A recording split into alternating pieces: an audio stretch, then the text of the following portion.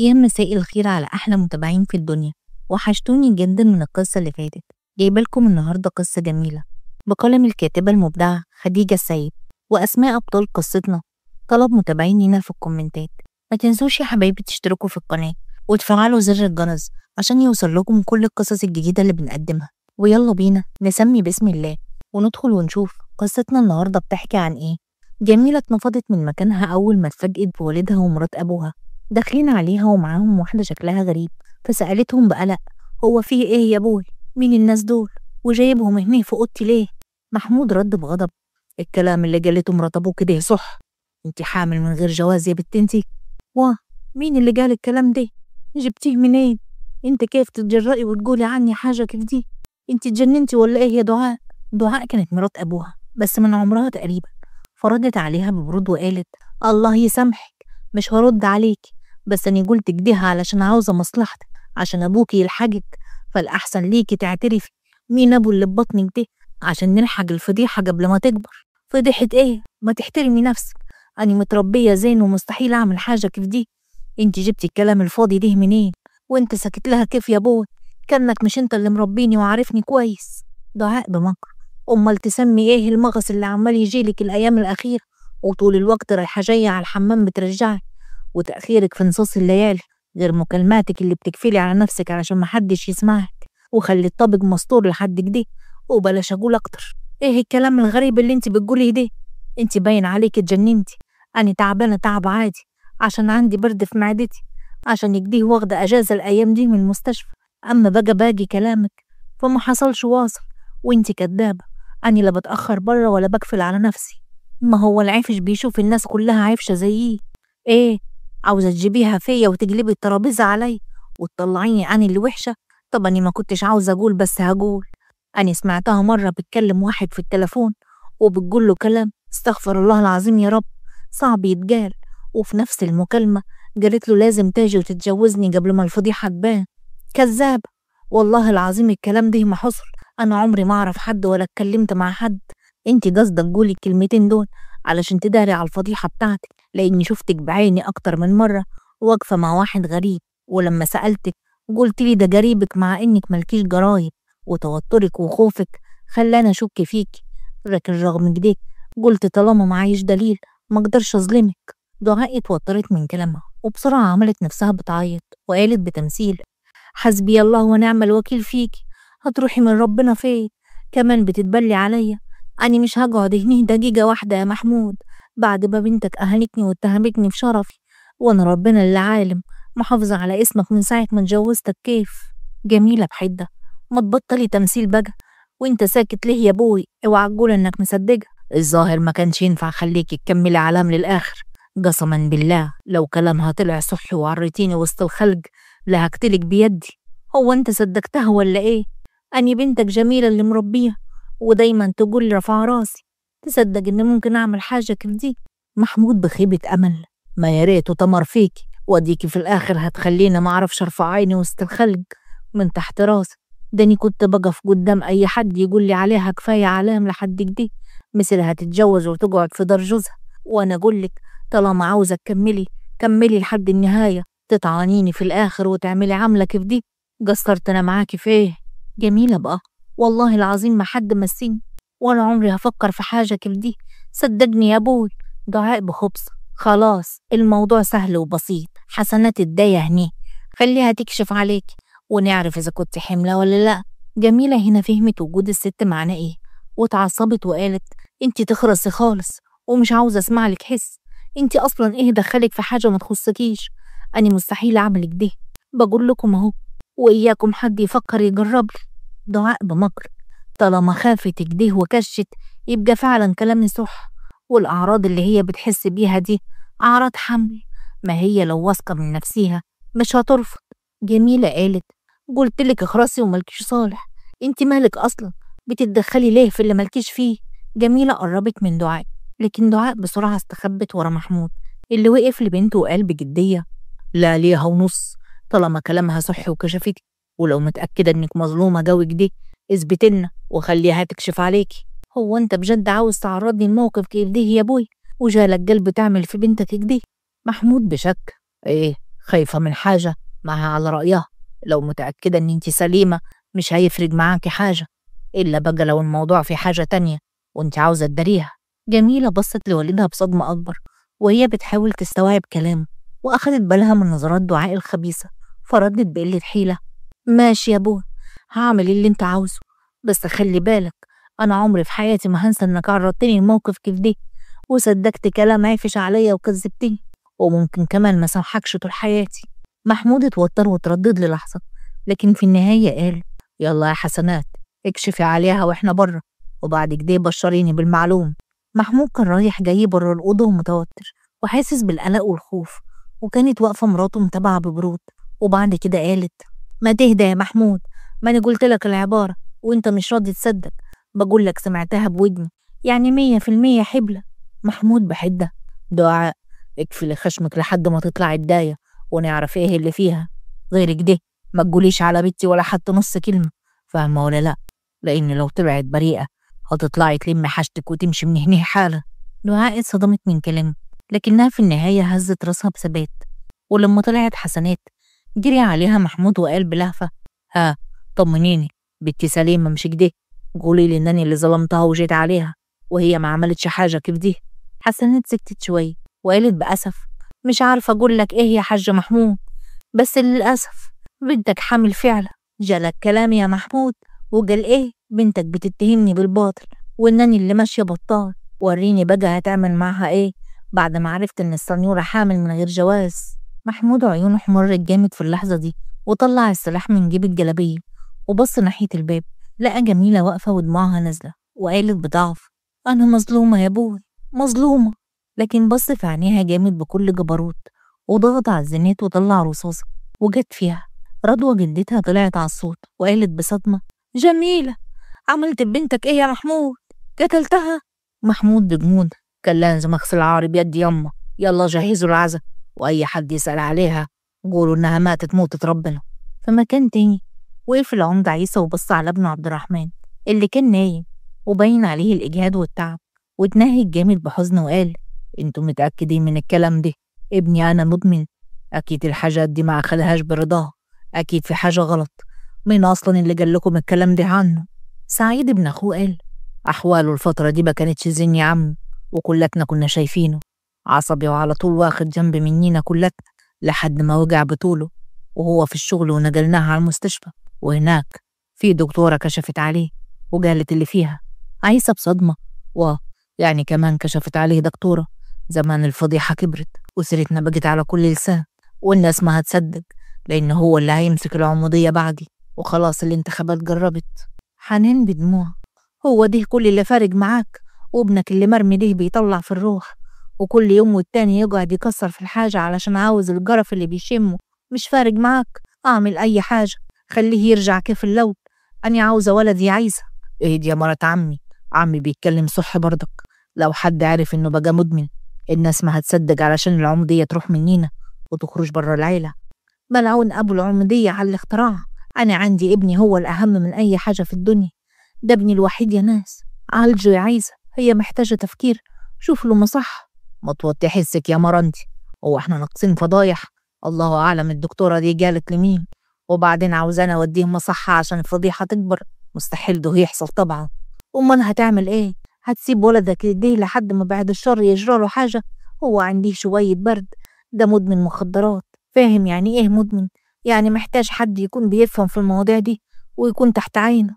ما هو برضه يا مرات عمي حاجة كده لازم تتعرف على طول في البلد، وانت عارفة الناس مش بتسكت، و100% العمودية هتروح منينا بعد ما يتعرف خبر كده.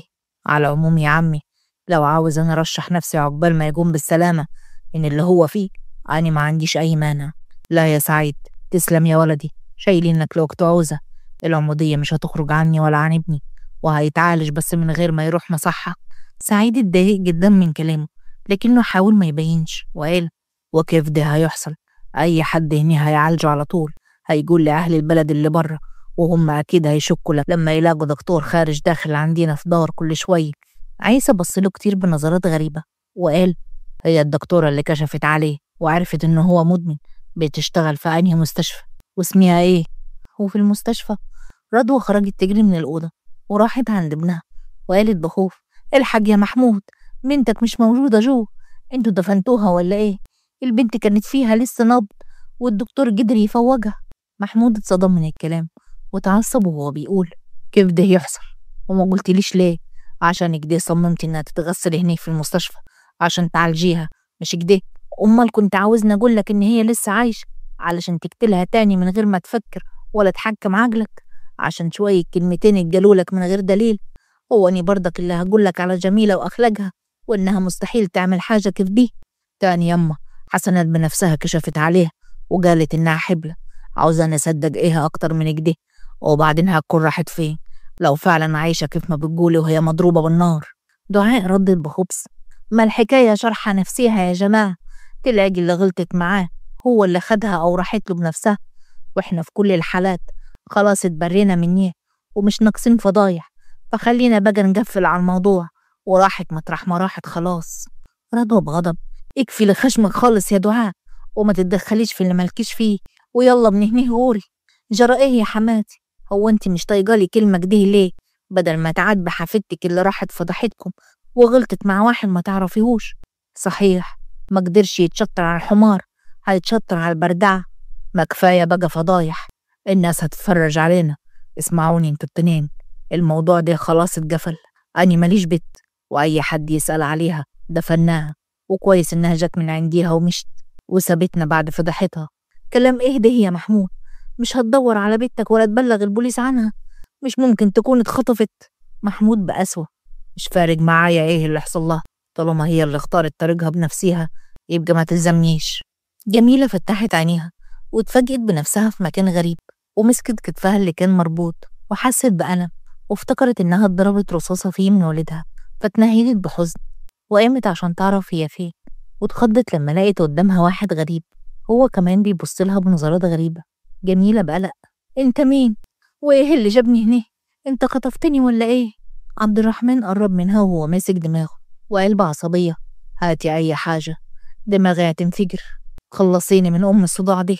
تلاقي أبوي هو اللي جايبك هنا علشان أتعالج، مش كده؟ تتعالج من إيه؟ وأبوك مين ده أصلا؟ أنا عمري ما شفتك قبل كده ولا عارفك. ولا استنى، أنا افتكرتك، أنت نفس الشخص اللي جاي المستشفى اللي أنا كنت بشتغل فيها من حوالي شهر وشخصته إنه هو عندي إدمان. صح؟ طب ما أنت حلوة هو افتكرتيني. كيف ما أنا افتكرتك يا دكتورة؟ وأكيد أنت هنا مش صدفة. اخلصي، أكيد معاكي حاجة تريحني، أنا ممكن أديكي فلوس كتير بس تجيبيلي مخدرات. أنت اتجننت؟ أنت فاكرني إيه علشان أجيب لك حاجة كيف دي؟ أنا أصلا لحد دلوقتي مش عارفة إيه اللي جابني هنا معاك. أنا اللي جبتك هنا يا دكتورة، ومحدش منيكم هيخرج إلا بإذني، وبالذات أنت يا عبد الرحمن، مش هتخطي خطوة واحدة برا الدار إلا لما تخف وتتعالج. عبد الرحمن مشي ناحية والده وقال بعصبية: ما قلتلك مش هتعالج عشان أم العمودية بتاعتك دي اللي جرفتني بيها؟ أني بسببك بقيت مدمن، عاوز مني إيه تاني؟ ما تعملش فيها أبوي بجد وقلبك علي، أنت كل اللي يهمك مصلحتك، يبقى سيبني بقى أعمل اللي أنا عاوزه. شايفني وحش قوي كده؟ تمام، مش فارق معايا، بس برضه غصبا عنك هتتعالج، والدكتورة هي عندك ومش هتخرج هي كمان إلا لما تعالجك. لا ثانية واحدة كده، عشان أنا مش فاهمة حاجة خالص. أني إيه اللي جابني هنا؟ وعلاج إيه اللي عالجه؟ وإنت أصلا وصلت لي كيف إنت وابنك؟ ما تفهموني الحكاية. أنا ما عرفش أكتر من إني قلت للرجالة تدور عليكي لما عرفت إنك الوحيدة اللي كشفتي على ولدي وعرفتي سره، واتفاجئت بيهم رجعوا لي تاني وقالوا لي إنك في المستشفى مضروبة بالنار، لكن إصابتك مش كبيرة، وطلبت منيهم يخطفوكي وعملت لك اللازم وجبت لك الدكاترة هني، فكملي انت كمان جميلك بقى وعالجي ولدي. جميلة سكتت وهي بتحاول تفتكر ايه اللي وداها المستشفى وازاي اهلها لحد دلوقتي ما دوروش عليها. هو انت فاكرها حاجة سهلة كده تخطفني؟ ده أنا زمان اهلي دلوقتي بيبلغوا البوليس عنك، فالاحسن ليك انك تسيبني. اهلك مين يا دكتورة؟ انت بقالك هنا اكتر من اسبوعين ومحدش منهم معبرك، الله اعلم بقى المشاكل اللي بينكم ايه، ومش لازماني. كل اللي انا محتاجه منك انك في اقرب فرصة ابني يتعالج، وساعتها هسيبك لحالك. جميلة حاولت تمسك دموعها لما قال لها ان محدش من اهلها عبرها ولا سأل عنها، وهنا بدأت تفهم انهم خلاص نسيوها من حياته بعد ما صدقوا كذبة مرات ابوها. انا عاوزة امشي من هنا، وسع لي خلينا امشي. عايسة ببرود: الباب مقفول ومش هيفتح إلا في حالة واحدة بس، لما تعالجي ولدي كيف ما قلتلك. هو أني محبوسة هنيه ولا إيه؟ هو مش على حد علمي إنك برضك العمدة ومش خايف على منظرك لما بلغ عني ويعرفوا إنك خطفتني؟ وهي دي تفوتني برضك يا دكتورة؟ ما هو كمان شوية المأذون هيجي يكتب عليكي انتي وولدي عبد الرحمن احتياطي، يعني عشان لو حصلت حاجة في الأمور، وبعد كده يبقى يطلقك ما تقلقيش. جميلة اتصدمت من الكلام، وقبل ما ترد كان عبد الرحمن زعق فيها من الوجع: هو انتم هتفضلوا تتكلموا سايبني كده عشان خاطري حد منكم يجيب لي مخدرات؟ دماغي هتنفجر من الصداع. حنان نزلت على صوت ابنها وكان وراها سعيد اللي بص على جميلة نظرات مش مريحة وابتسم بخبث وسأل عمه وقال: واه، هو احنا عندنا ضيوف يا عمي؟ عايزة بحدة ما تبدأي العلاج يا دكتورة، أو انت هتفضلي شايفة ولدك ده بيتألم ويتوجع وهتفضلي ساكتة؟ يلا شوفي طلباتك وابدأي، هو مش ده برضه من ضمن شغلك؟ ولا هتسيبي يموت ونقعد نتساير؟ جميلة بصيت له بغضب، وقبل ما تتكلم كان عبد الرحمن اتوجع تاني، فاضطرت غصب عنها إن تروح ناحيته وهي ماسكة دراعها: هات بسرعة ورقة وقلم وهاتوا الأدوية اللي هكتبها لكم دي. وبعد فترة قدرت جميلة فعلا تسيطر على عبد الرحمن، ونام على السرير وهو بيتنفس وبيعرق جامد، وكانت قاعدة جنبه بتمسح له عرقه. فقربت منها أمه وقالت وهي بتمسح دموعها: تشكر يا بنتي، أبوس يدك ما تسيبيش ابني إلا لما تعالجيه ويخرج السموم دي من جسمه. انتي فاهمة غلط على فكرة، هو ما شربش الجرف دي بمزاجه، دول غدروا بيه يا حبيبي وهو في عز شبابه. جميلة باستغراب: يعني ايه ما شربهاش بمزاجه؟ ابني عبد الرحمن عمره ما فكر حتى يشرب سيجارة ولا كان في أي حاجة وحشة، وكان بيصلي ويصوم وما فيش في أخلاقه، لكن فجأة اتعرف على شباب مش زينة وهم اللي شربوه الحاجات دي من غير ما ياخد باله، مرة في الوكل ومرة في الشرب، وهو معاهم لحد ما بقى كده واتعود عليها غصب عنه. جميلة اتصدمت من الكلام وقالت: طب وهم ليه عملوا فيه كده؟ سعيد واد عمه بيقول علشان يفضل محتاج ليه ويدفع لهم فلوس كتير، وإنها بتبدأ كده، وأنا ابني كمان معرض لأعداء كتير بسبب عمايل أبوه. أبوس يدك يا بنتي ما تتخليش عن ولدي، انتي الأمل الوحيد علشان هو مش راضي يوديه مصح عشان الفضيحة والعمودية ما تروحش منه. جميلة بصت لها كتير وهي ساكتة، وبعد كده بصت على عبد الرحمن وهو نايم بعطف، وبعد كده خرجت بره وراحت عند العمدة اللي قام وقف أول ما شافها وقال: جررتي إيه يا دكتورة؟ المأذون جاي بره عشان يكتب الكتاب، قبل ما أرد عاوزة تليفون أعمل منه مكالمة أطمن على أهلي، وما تقلقش مش هجيب سيرتك. عايسة بصلها شوية وبعد كده بتردد اداها التليفون وفضل واقف جنبها، وهي اتصلت على والدها واتوترت أول ما سمعت صوته وقالت بحزن: أني جميلة يابا بنتك. لكن جميلة اتصدمت من رد والدها اللي قال بكل قسوة: النمرة غلط، أني ما عنديش بنات بالاسم ده، النمرة غلط، ولو كان عندي فخلاص ماتت ومفيش ميت بيصحى، وإياك تتصلي هنا تاني. جميلة اتصدمت إن والدها قفل التليفون في وشها ومهتمش يعرف هي فين ولا بتعمل إيه، وفي اللحظة دي عينيها اتملت بالدموع وقالت بضعف: أنا موافقة على طلباتك يا عمدة.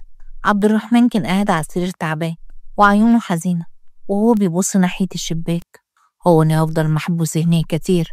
أنا تقريبا بقالي شهر ونص ما شفتش الشارع، حتى الجنينة محرجين عليا أطلعها، ده انتم كنتم ودتوني مصحة أرحم بقى.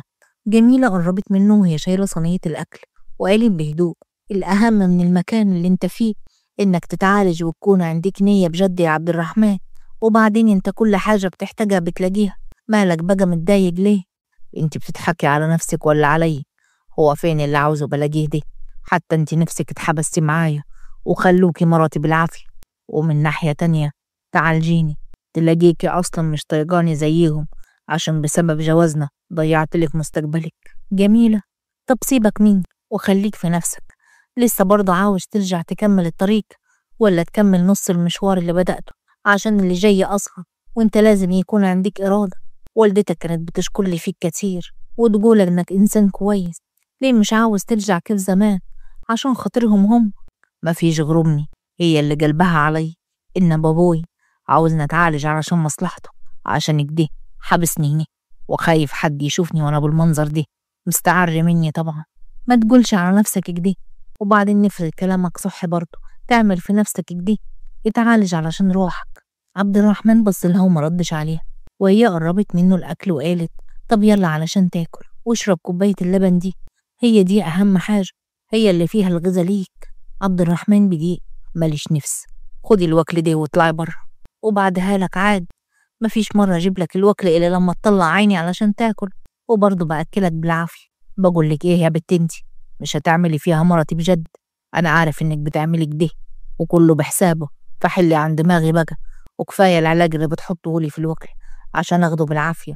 وانتي مفكراني مش واخد بالي ولا إيه؟ طب ما تاخد بالك، ما نهنيها علشان أعالجك. وبعدين إيه بنتي دي، ما تحترم نفسك وتتكلم معايا عادل، ما تنساش نفسك، أنا دكتورة قبل ما أكون مرتك مع الأسف. عبد الرحمن اتعصب منها ومسكها من دراعها المتصاب وقال بغضب أيوة هات اللي في عبك، مش بقولك مفيش حد هنا يطيقني وكلكم بتجربوا مني علشان مصلحتكم؟ سيب دراعي، مضروبة فيه طلقة.